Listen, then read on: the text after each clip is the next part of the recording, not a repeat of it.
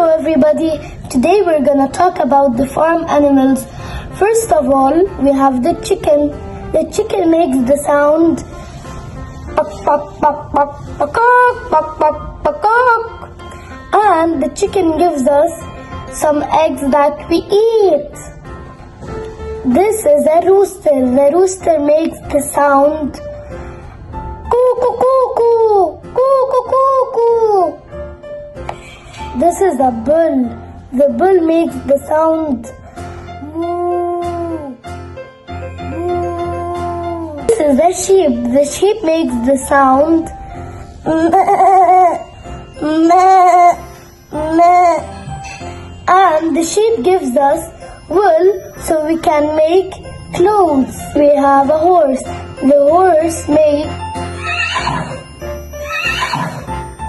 Now we have a cow. The cow makes moo, moo, and the cow gives us milk.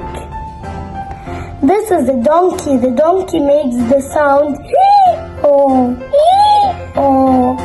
This is a dog. The dog makes the sound of woof, woof, woof. And now we have a duck.